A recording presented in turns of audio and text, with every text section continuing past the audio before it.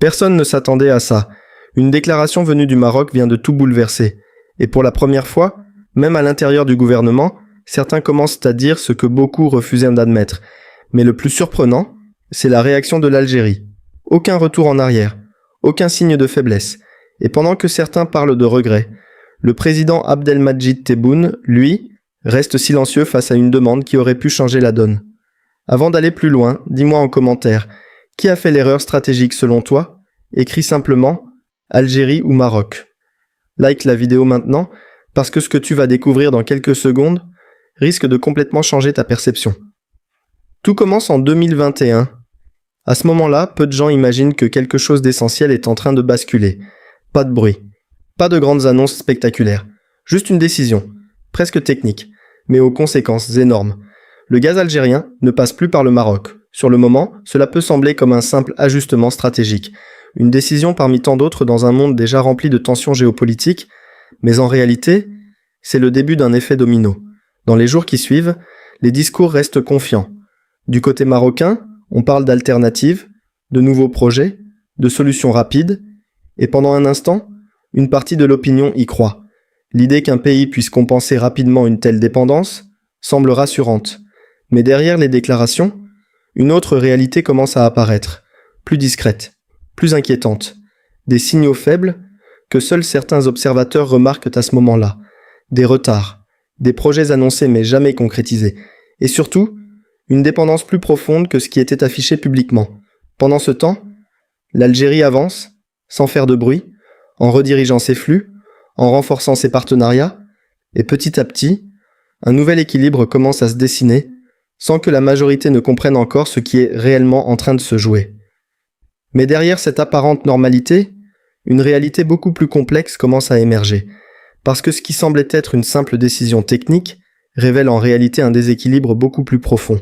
Pendant des années, une image a été construite, celle d'une autonomie énergétique en progression, d'investissements massifs et d'une capacité à remplacer rapidement toute dépendance extérieure. Mais dans les faits, certains éléments ne suivent pas. Des projets annoncés qui restent au stade de promesse, des infrastructures évoquées, mais jamais réellement opérationnelles, et surtout, une dépendance structurelle qui n'avait jamais totalement disparu, et c'est là que tout bascule. Parce que pour la première fois, des voix internes commencent à le reconnaître. Une responsable marocaine évoque publiquement un manque d'investissement dans des secteurs clés. Elle parle de projets qui existaient, mais uniquement sur le papier. Et cette déclaration change complètement la perception de la situation. Ce qui était présenté comme une stratégie maîtrisée commence à apparaître comme une prise de risque mal évaluée. Et pendant que ces révélations circulent, une autre réalité s'impose. Le coût de remplacement augmente, les alternatives deviennent plus complexes, plus chères et surtout moins stables.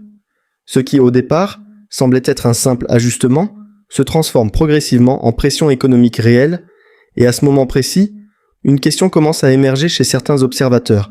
Est-ce que cette situation aurait pu être anticipée ou est-ce le résultat d'un excès de confiance stratégique? Mais ce n'est pas tout. Parce que pendant que ces difficultés apparaissent d'un côté, de l'autre, la dynamique est totalement différente. L'Algérie, elle, ne réagit pas dans l'urgence. Elle réorganise. Elle optimise ses exportations. Elle renforce ses positions sur d'autres axes. Et surtout, elle montre qu'elle n'est pas dépendante d'un seul canal.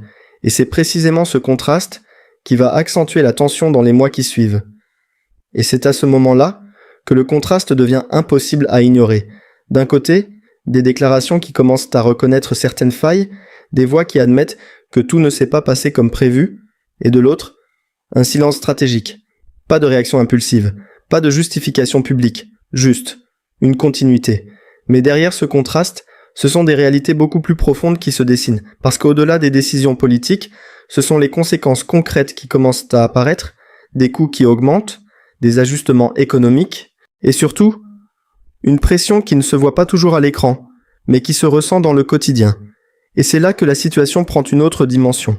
Parce que dans ce type de confrontation indirecte, ce ne sont pas seulement les stratégies qui s'affrontent, ce sont des visions. D'un côté, une gestion dans l'urgence, avec des tentatives de rattrapage, de l'autre, une approche plus progressive, plus silencieuse, mais structurée. Et au milieu, une opinion publique qui commence à poser des questions. Comment une situation présentée comme maîtrisée peut-elle évoluer aussi rapidement?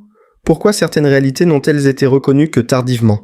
Et surtout, qui en assume réellement les conséquences? Mais ce qui rend cette situation encore plus marquante, c'est ce sentiment de basculement. Comme si, en quelques décisions, un équilibre fragile avait été complètement redéfini. Et pendant que certains cherchent encore des solutions, d'autres consolident déjà leur position. Accords renforcés, nouveaux axes stratégiques, et surtout, une capacité à avancer sans dépendre d'un seul partenaire. Et plus les semaines passent, plus ce décalage devient visible. Ce qui était autrefois une relation d'interdépendance commence à ressembler à deux trajectoires totalement différentes. Et c'est précisément ce point qui va alimenter toutes les tensions à venir. Et pendant que certains parlent aujourd'hui de regret, une autre réalité est en train de s'installer, lentement, mais sûrement. Parce que dans ce type de situation, ce ne sont pas toujours les déclarations qui comptent, mais les décisions qui ne changent pas, et jusqu'à maintenant, aucun signal clair ne montre un retour en arrière, aucune ouverture visible, aucun changement de trajectoire.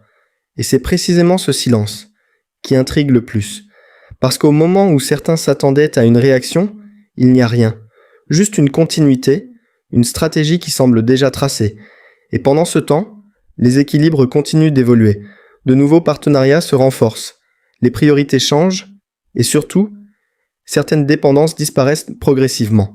Ce qui, hier encore, semblait indispensable, devient aujourd'hui contournable. Et c'est là que tout devient intéressant. Parce que dans ce genre de situation, ce ne sont pas toujours ceux qui parlent le plus, qui contrôlent réellement le jeu, mais ceux qui avancent, sans se justifier, et plus le temps passe, plus une question commence à s'imposer, sans jamais recevoir de réponse claire. Est-ce que cette situation est temporaire, ou est-ce le début d'un changement beaucoup plus profond, qui redéfinit complètement les relations dans la région? Parce qu'une chose est sûre, certaines décisions ne s'effacent pas aussi facilement. Et toi, tu penses que cette situation peut encore évoluer, ou que tout est déjà joué? Dis-moi en commentaire, évolution ou rupture.